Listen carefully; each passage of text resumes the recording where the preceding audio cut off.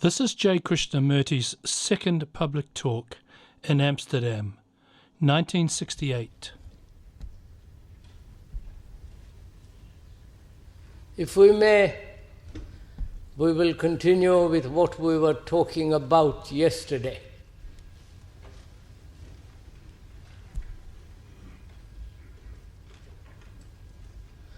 When you look at a whole field stretching out to the horizon, a field of tulips,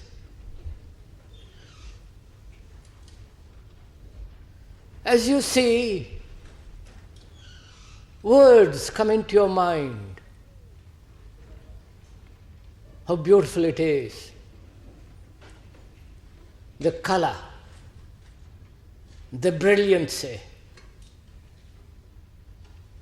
the texture, the depth of the color. This whole field of color, with its beauty, is put into words. Or you translate it in terms of some symbol. Or you want to write about it, paint it, carry some of those flowers back to your house. And as you observe,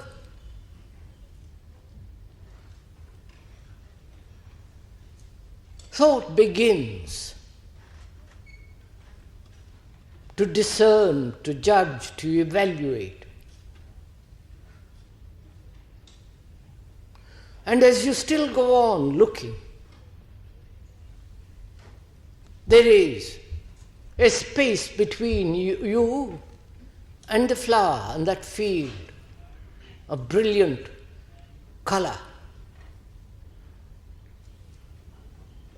This space, this division between the observer,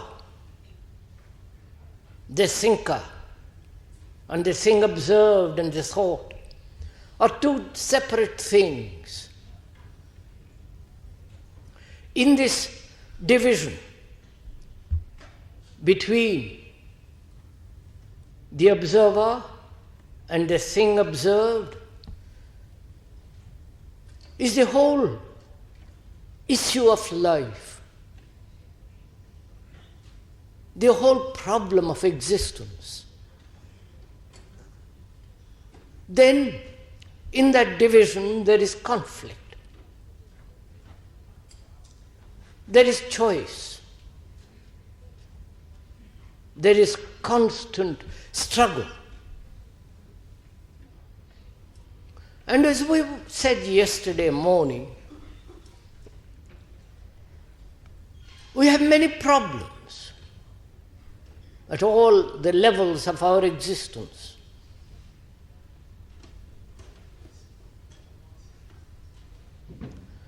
And we asked ourselves if it is not possible to find the root of all these innumerable, complex, subtle problems,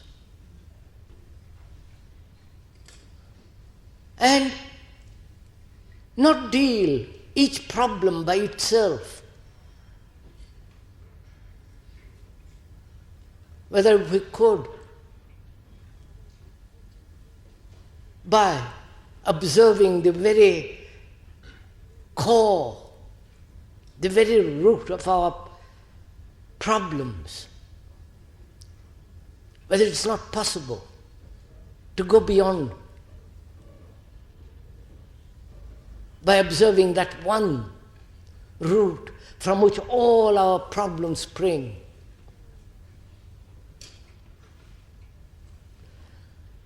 And we also asked yesterday,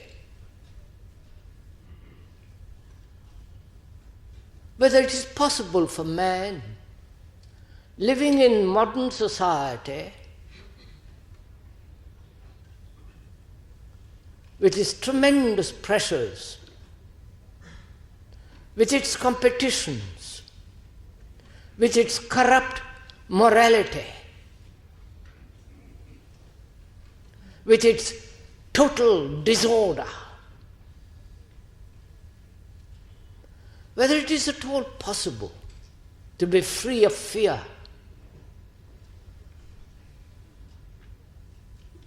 Not only the fear of something we do not know as death, but also the fear of life, the daily, monotonous life of routine, of strife, of endless competition, this constant measurement of oneself with something more, the measurement of success, of achievement, in which there is frustration, there is agony, there is incessant battle within and without.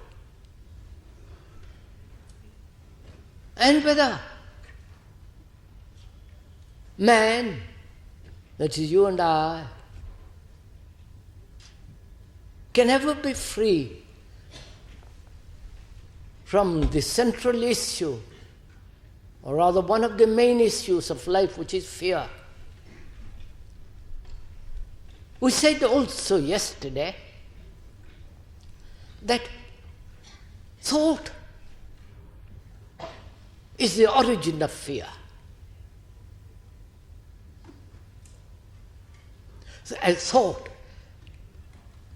which divides the observer from that beautiful field of tulips.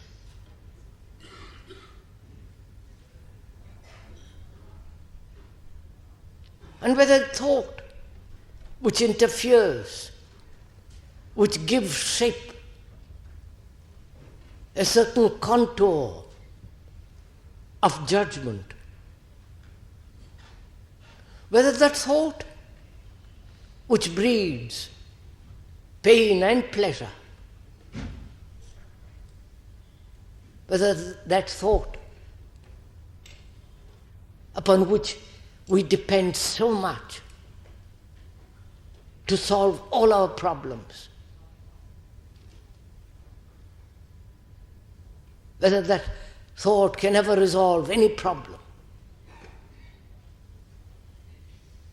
So that may be the central issue, that may be the core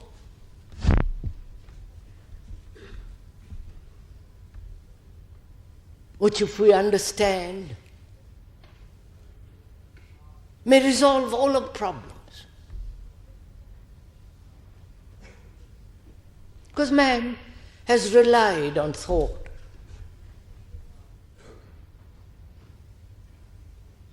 Everything we do or we don't do is born out of thought. Thought is idea. Organized thought is idea. And according to an idea, an ideal, we act.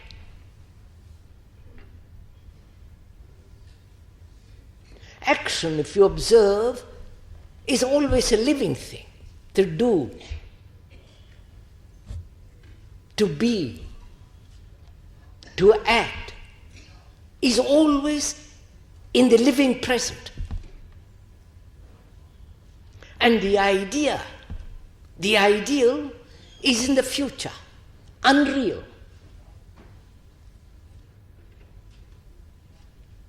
So, in action, there is always conflict.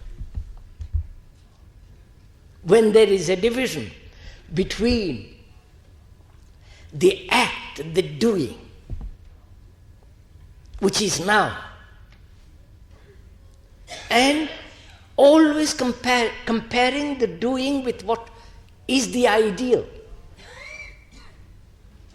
then in that there is conflict.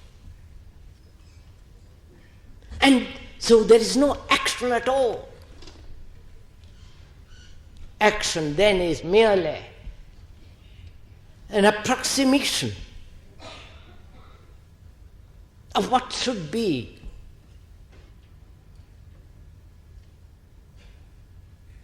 So one asks oneself whether it is possible to act.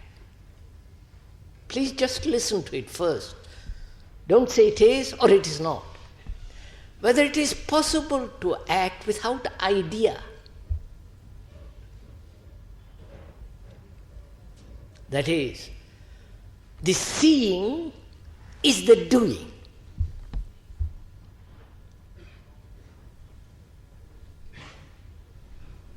And we do this when there is grave danger, when we are confronted with something, with a tremendous crisis.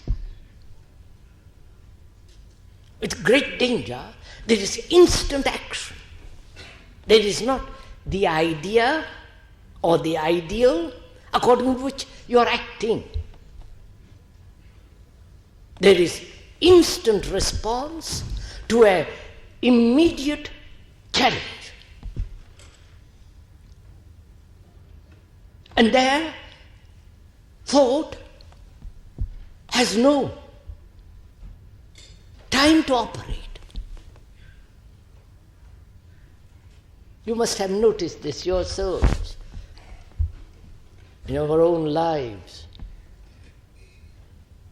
that when there is some grave danger or immediate demand for action, thought has no time to come and interfere with the doing.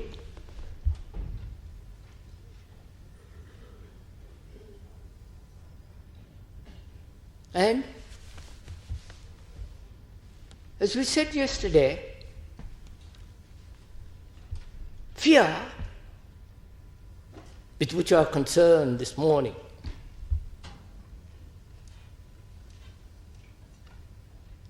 is born out of thought.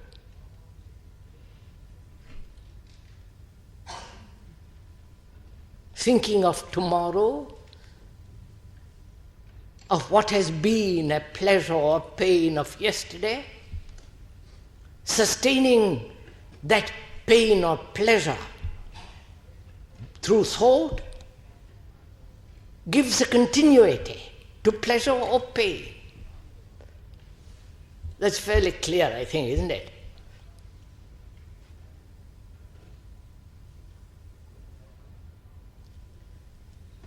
Take any problem that one has. The national, international, the feeling of isolation, the feeling of being one group, one community opposed to another community.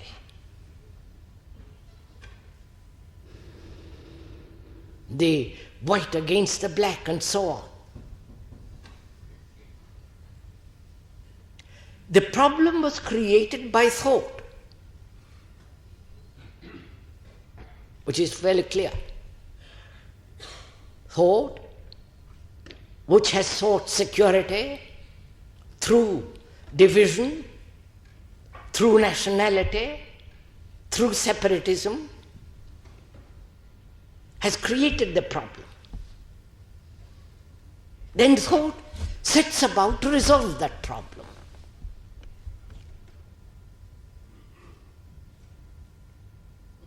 And thought cannot resolve that problem.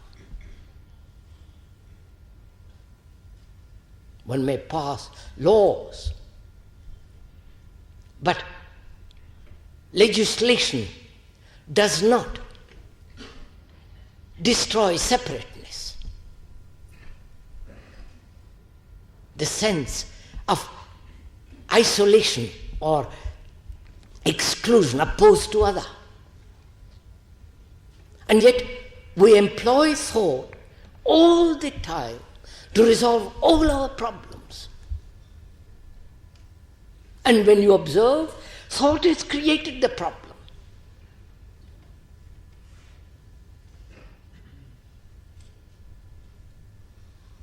Take war.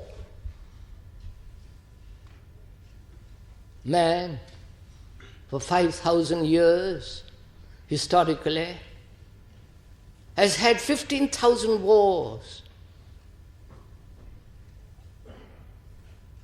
That means 2.5 wars every year.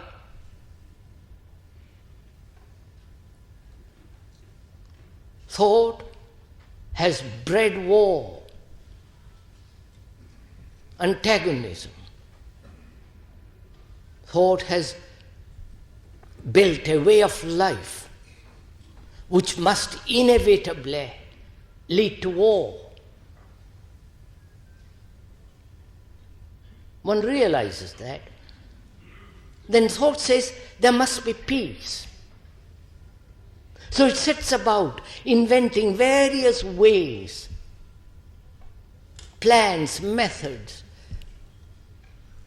strengthening itself in one hand as a nationalistic army, and yet with the other hand stretching out for international peace and brotherhood and goodness.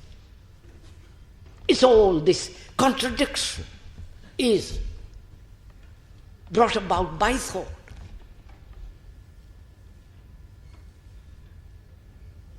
And as one observes in all human relationships,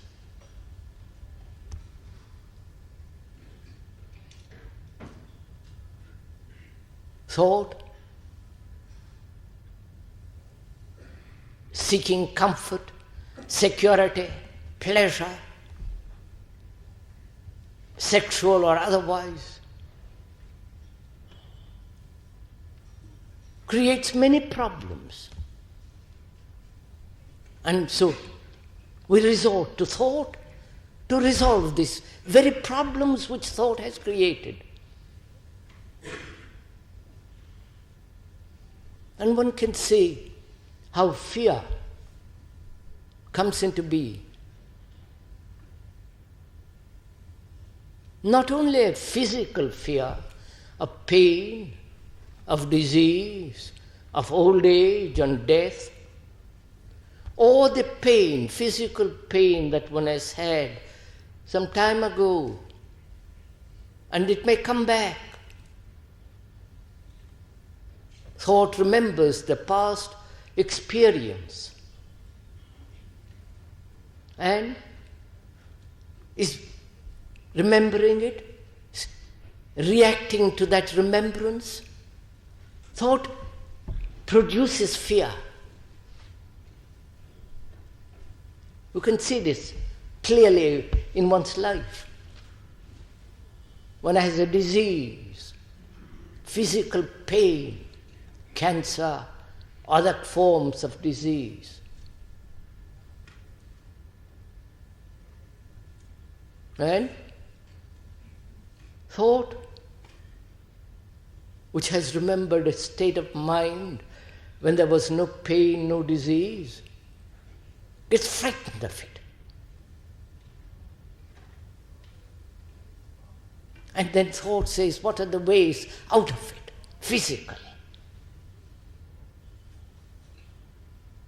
When one has disease, as most of us do have some kind of physical disorder and pain, why should thought interfere at all?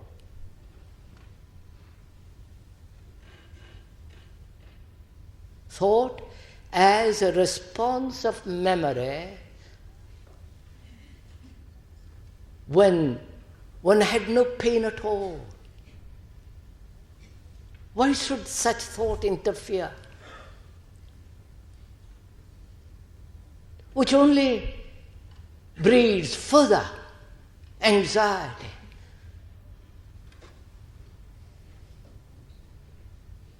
And psychologically, inwardly, inside the skin,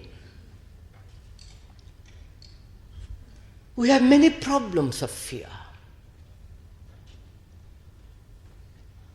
From the most simple thing like fear of darkness to the most complex problem of human relationship, which is called love, and death.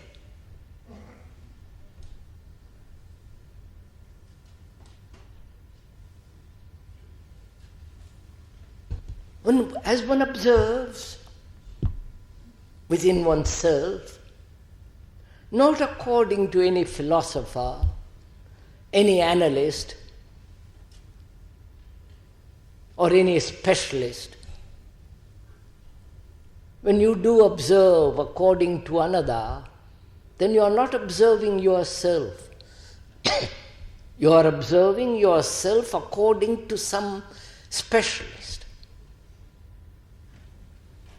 What he says becomes far more important than what actually you are. But if you put aside all the specialists' investigations and assertions, you can see for yourself the innumerable contradictory states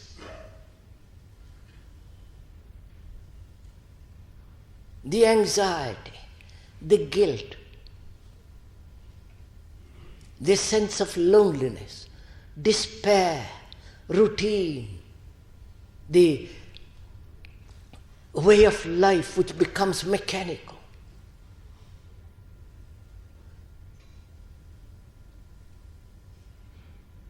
Thought breeds this.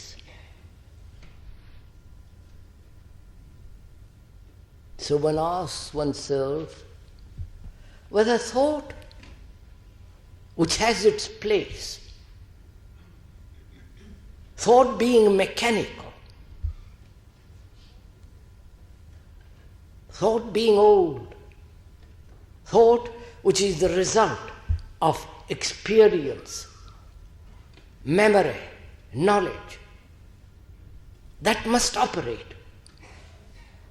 When you do mechanical things,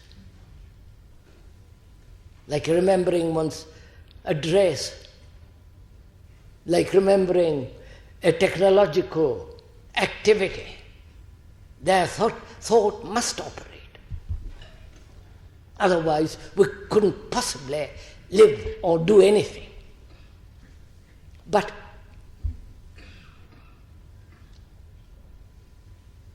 has thought any place other than that?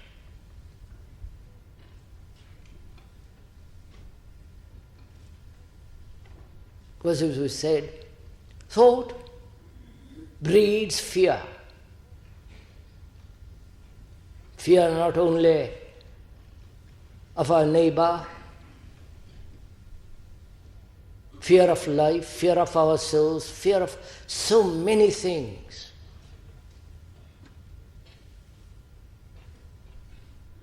And as one observes oneself, within oneself, as a human being,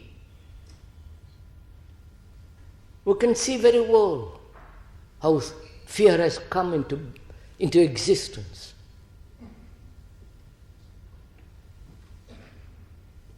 And is it possible to be free completely of fear? Which means really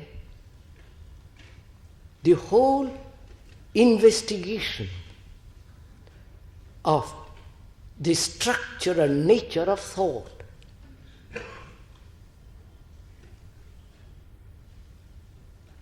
man has lived, as one observes, on thought.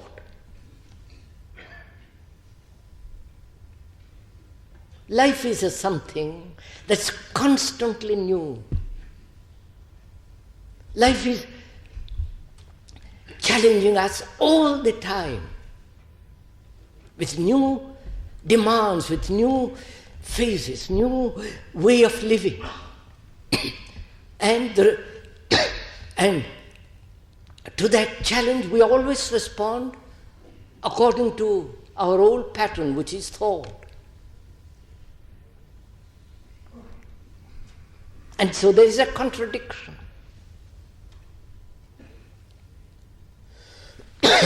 So, is it possible, please don't think I'm crazy, is it possible to end thought? Is it possible to look at that field of tulips without the interference of thought or the word?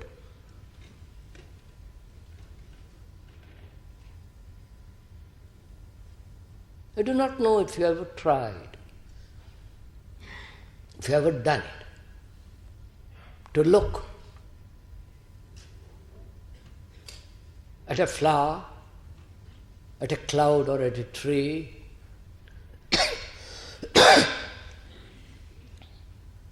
without the word,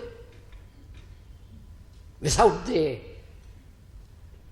memory, knowledge of that thing which you have seen before,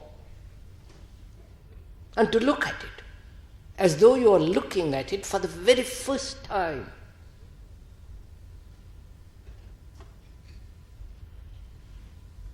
To look at it without the thinker.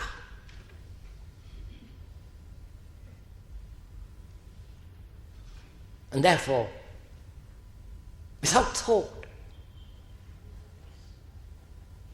So that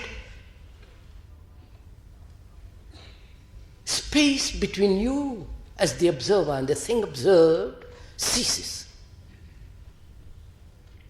Not that you become the flower or identify yourself with the flower, which would be absurd. You can't be a tulip or the lovely tree or the cloud. People try to identify themselves with that which they see. That is too infantile, too immature.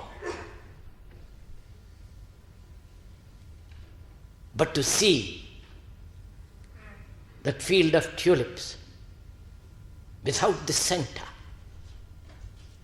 without the observer, the thinker. If you ever done it, you will say that space disappears.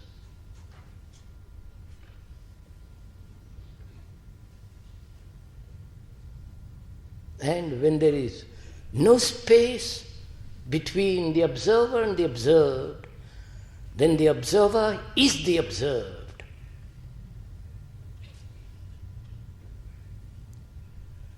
That's fairly easy to do outwardly.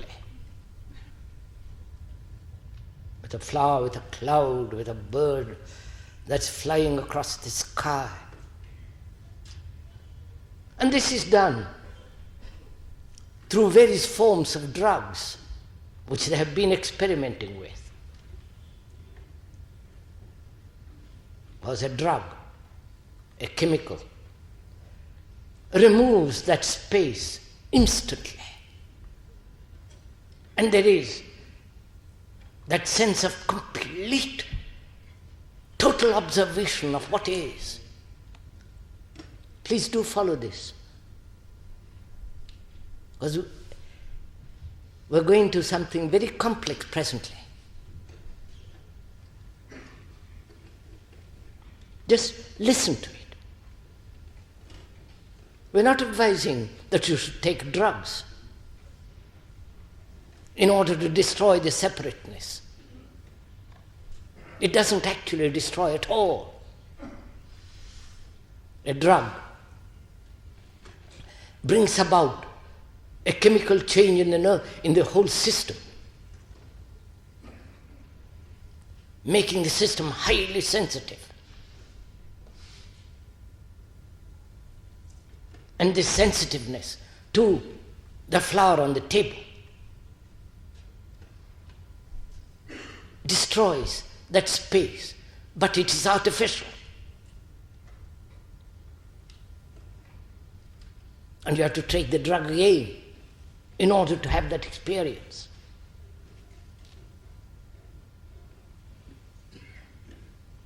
We have not taken it. But you can see, though, when I talk to those who have taken it, and you can see what actually takes place. As we said, when you observe sensuously, with your eyes, the tulip, and this color stretching right to the other end, without word, without any movement of mind or thought, then space disappears and there is quite a different state of mind which looks. As we said, that's fairly easy to do with objective things. But it becomes much more complex, much more subtle, when you have to do with inward things, such as fear, such as anger, aggression, violence. When there is violence, which is the inheritance of the animal in man. But we are all extraordinarily violent people, aggressive people.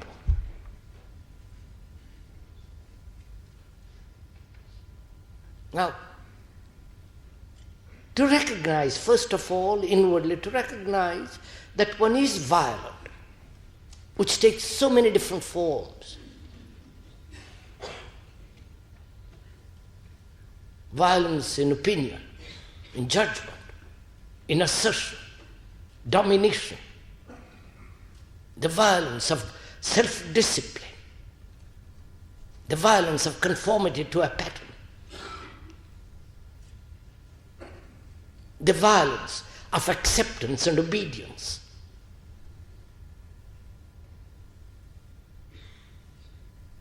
The violence that exists in each of one, in so many people. The violence to dominate, to assert, to attain power, position, prestige. Almost all human beings, this exists, this violence. Sexually and in other ways. Now, how to deal with violence so that it is completely, totally eradicated from the mind, from the whole structure of thought.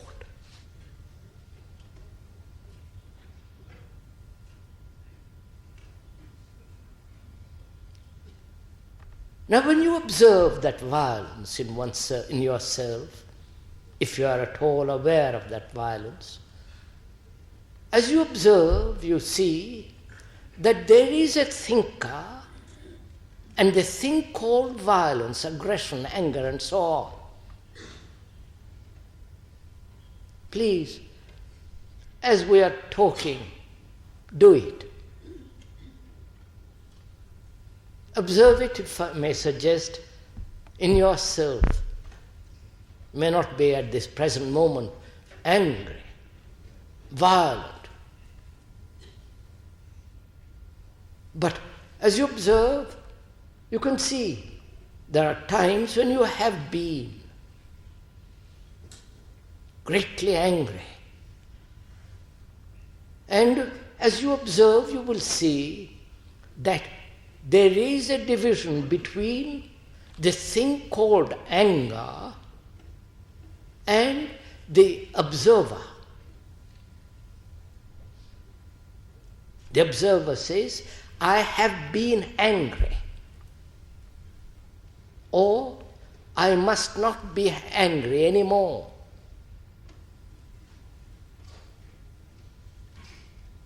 There is violence and non-violence.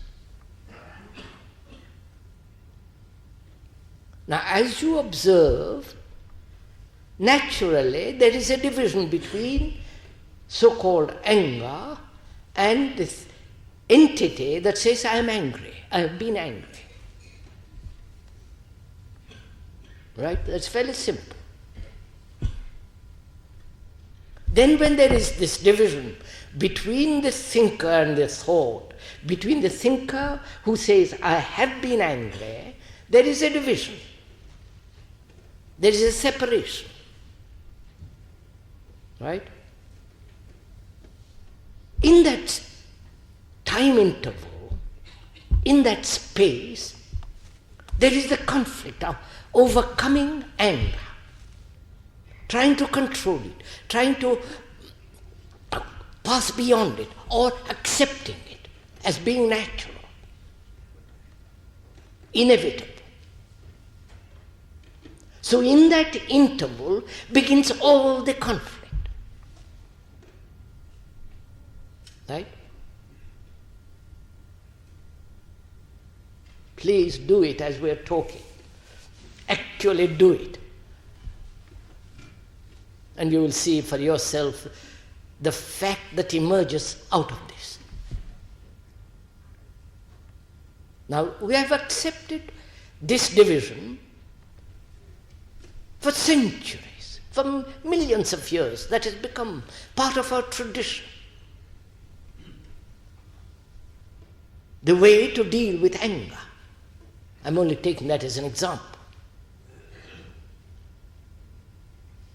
That is to overcome, control, suppress it, and so on, so on, so on. The entity who suppresses it, controls it, is something separate. We think. Now, is it separate? Or is the entity who thinks he is angry, is anger himself? Is not separate at all. There is only a state of anger, a state of violence. When we recognize the fact that we are violent, then we invent the ideal of non-violence, hoping thereby to overcome violence, using the idea of non-violence as a means or as a lever to get rid of violence. This is what is our traditional way of dealing with anything.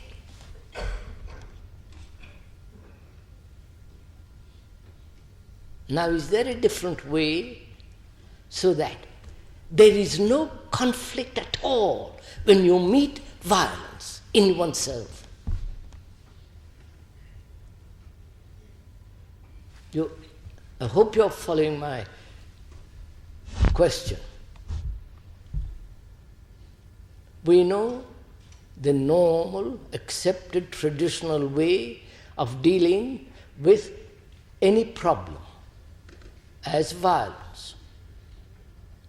All that involves, in all that is involved, conflict, struggle, pain. And at the end of it, you are not rid of violence. It is still there. So one asks, is there a different way altogether, which is not traditional at all?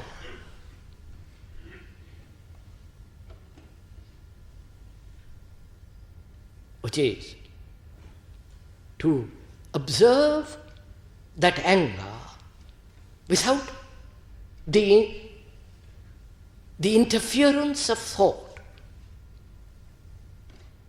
As you observed that flower in the field, and as you observed that flower without any thought,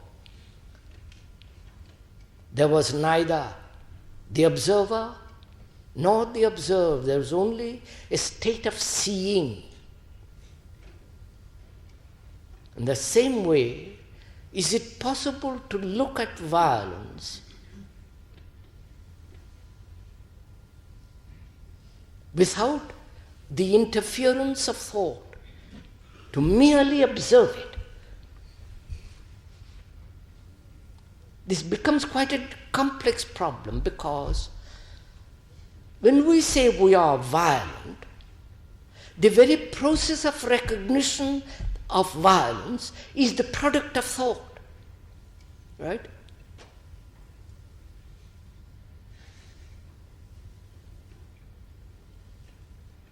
That is, you have been angry before, yesterday, and there is the remembrance of it today. And then when you are angry a little later, the remembrance of that experience which you have called anger yesterday, that memory responds to the new reaction which is called anger. So thought, in the process of recognizing anger or violence and wanting to get rid of it, is still a way of conflict, suppression, or imitation, right? You're following some of this or not at all? It doesn't matter. It's up to you anyhow. Because one must totally be free of violence. Otherwise we are not human beings. When a mind is violent, in any form, in the expression of a word, a look, a gesture, you destroy love.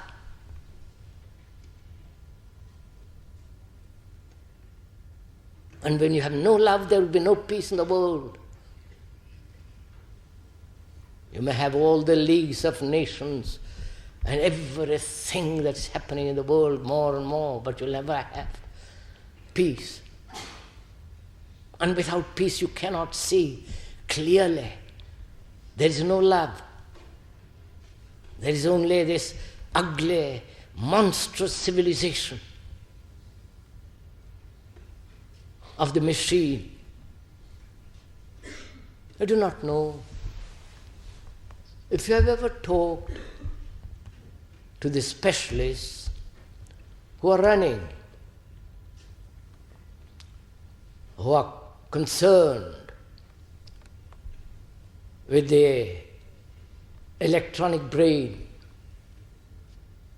with the computers, what they are doing.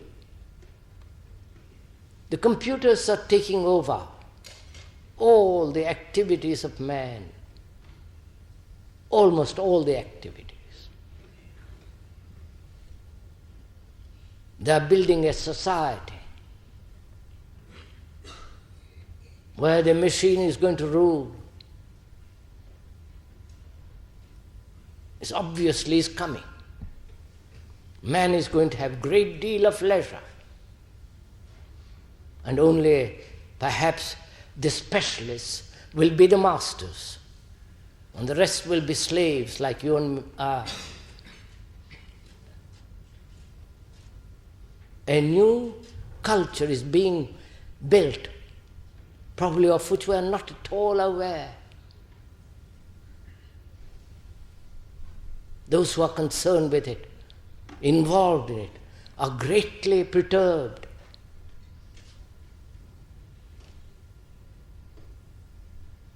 Unless we human beings bring about total mutation in the way of our living, which is in the way of life, when thought, which is merely mechanical, thought has is not new, not fresh, nothing, a quality of freshness in it at all. If thought is going to control our life, then thought in the computer, as the computer, is going to guide our life. That's why it's enormously important. Please do look at it for your own selves. Enormously important to find out a way of living where thought, which is mechanical, doesn't intervene, except when it has to function mechanically.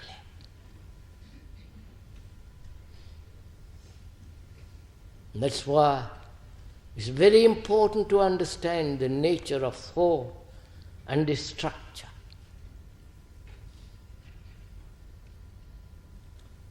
What is thought? What is thinking? Don't wait for the speaker to answer it. Here is a challenge. Do please listen to it. Here is a challenge, which is, what is thought? What is thinking?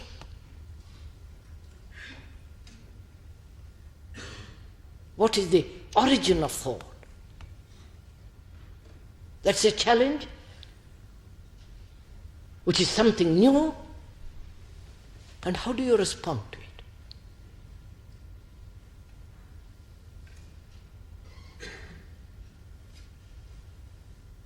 Do you begin to search for an answer? Wait for somebody to tell you the answer? Or do you say, I don't know?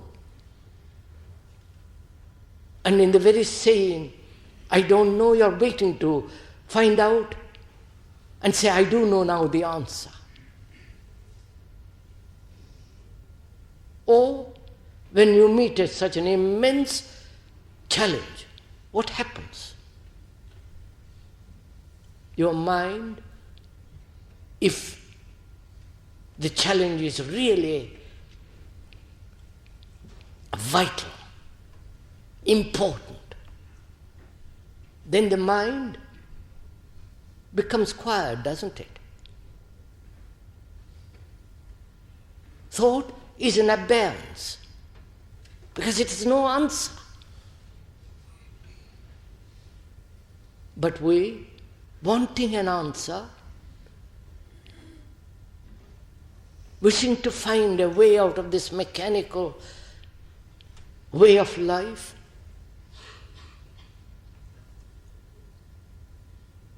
use thought to find out. And so we reduce the new challenge, and challenges are always new if they are vital. And they are vital. Our houses are burning. Our morality, our churches, our society is in disintegration, corrupt. There's an immense challenge which we have to meet. The challenge of the computer and the relation of man to it.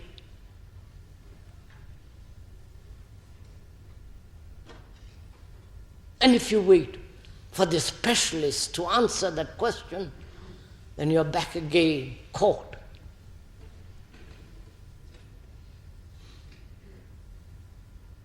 So, how to bring about a complete mutation, a complete change in our life? A change, a mutation that will solve all our problems.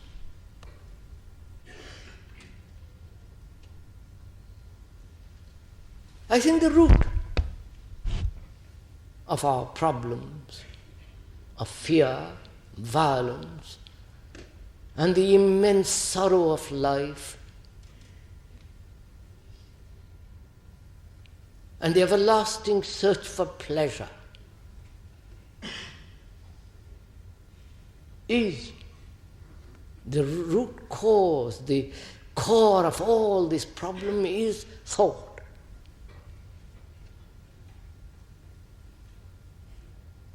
And is it possible to end, to put a stop to time?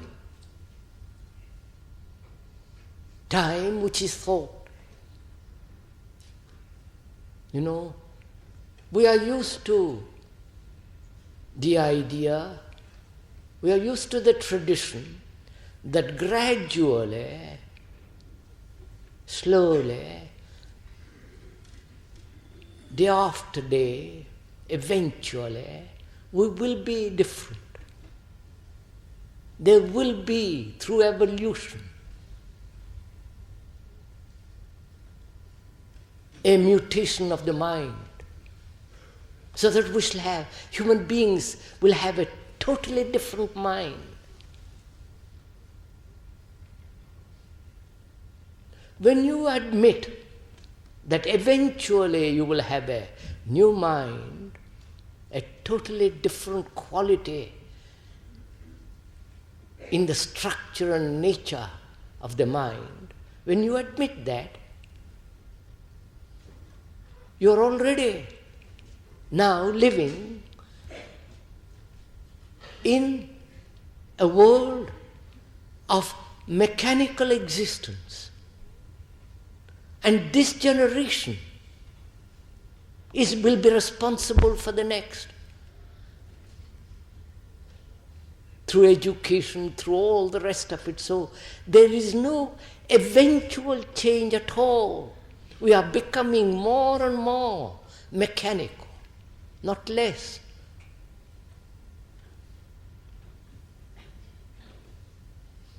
So, the fundamental question is not how to get rid of fear or violence or the innumerable problems that each one of us has. The fundamental question is whether thought as time can come to an end, so that there is no actual tomorrow, psychologically. Do you understand? Please, do be concerned with it. Be involved in it, in this question. You know, we are so easily commit ourselves to a course of action. I think there is a difference between being committed and being involved. We are involved with life. We are not committed to life.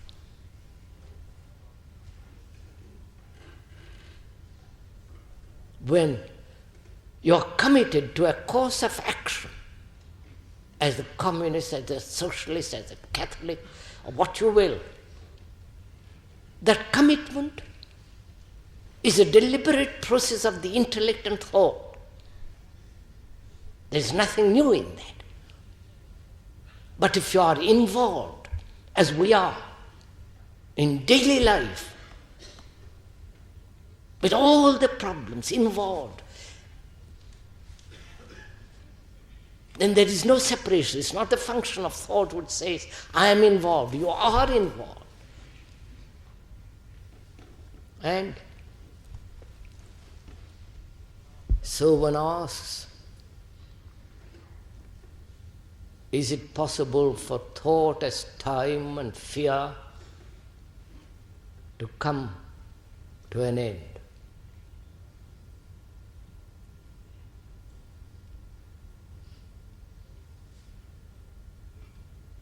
Now we have explained sufficiently in detail the way of thought, the way of time. We'll go into it differently at another time. But the explanation, the description, and the cause will never put an end to time. Mere listening to a description giving a description of what good food is to a hungry man is no value. He wants food. So, if you're merely satisfied with the description of the way of thought and be reconciled yourself with the description, then there is no ending. But if you are involved in the question, as you must be involved, if you are at all serious, and it's only to the very serious man life is, or to the only serious man that is living. Not the man who is committed to some form of activity, political, social, religious, which makes him serious. Such a person is not serious. But a man who is involved and is concerned with the problems of the whole of life, not casually, not as an observer just looking from the outside, but being involved in it completely, with your heart and with your mind, then you have to answer this question. Whether mind, which is the result of thought, which is the result of time as evolution, time from the animal till now, millions of years, has produced this brain.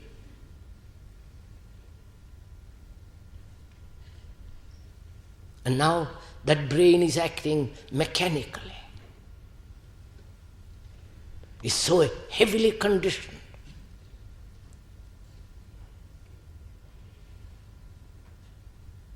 Can there be a total mutation so that we live at a different dimension altogether? That is the real problem.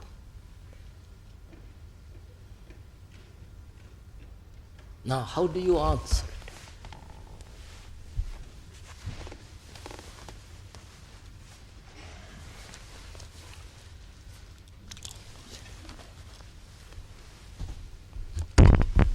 Sorry, it's 12 again. How do you answer this question?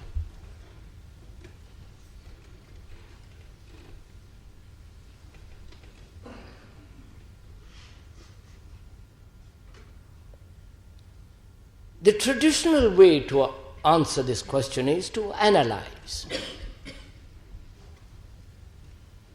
To analyze the whole process of our living, step by step.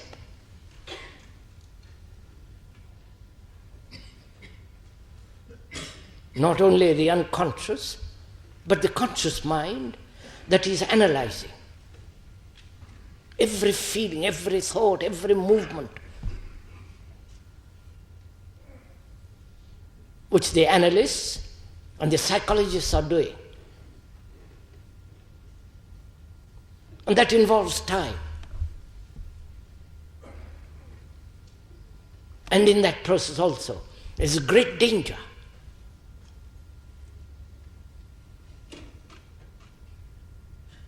Because to analyze, you must not only have the capacity to analyze extraordinarily clearly,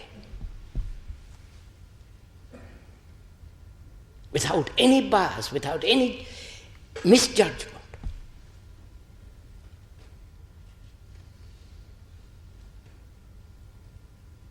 And you cannot possibly analyze because the analyzer himself is conditioned.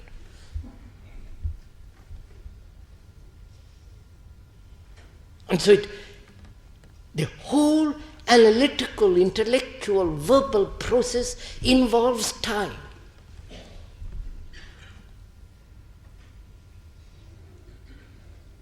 while you are analyzing day after day the mechanical process of society, culture is shaping your mind, forcing you, directing you, driving you. So analysis is not the way. You must see the truth of that. Because if you see the truth of and the falseness of analysis, then you will reject it totally.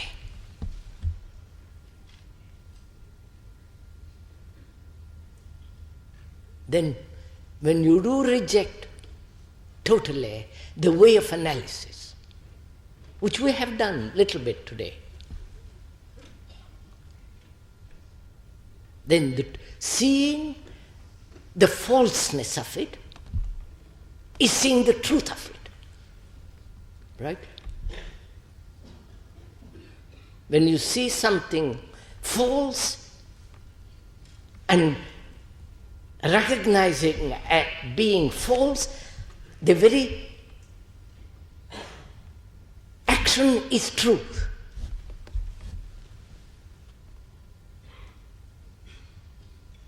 When you do that, when you have completely see the falseness of analysis,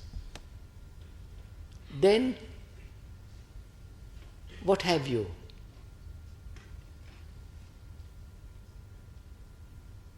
Then you are faced with the problem of looking without the drive of the analyzer. You understand? Right?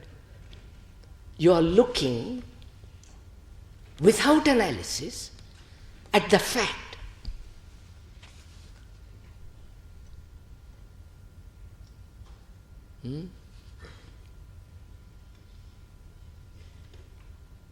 Look. When you look at fear, we know the general method of analysis, overcoming, discipline involved in all that. And when you see all that will take time, many days, and while you are occupied in that analysis, the mechanical process of existence around you, society, culture, is already shaping you, destroying you. So, when you see that and deny that, then you are looking at fear as though with fresh eyes, aren't you? There is no overcoming it, there is no analyzing it, but looking at it. As you look at that field of tulips, you are looking at this fear.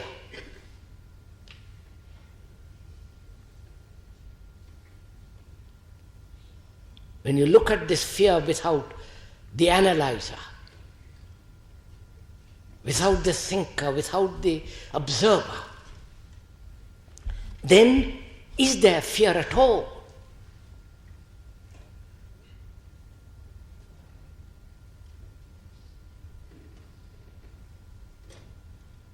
And you can only look when the mind is completely quiet. When you look at that field of bluebells, and your mind is chattering, inattentive, then you're really not looking at those flowers. But when you give your total, complete attention, which is to give your mind, your heart, your nerves, your eyes, your ears, to look totally, then you will say, there is no division at all, and therefore there is no fear at all. You can't accept this. You have to do it. That means you have to be involved in it. And you are involved in it. It's your life. Therefore, to look is the greatest of miracles. You have to do nothing else but to give complete attention to looking at that field, to looking at your wife or your husband, to looking at your belief, to look at your opinions, judgments, evaluations with complete attention. Then you will say, there is no state of fear at all. The mind has undergone a tremendous change. It's only a mind that is inattentive that makes mischief.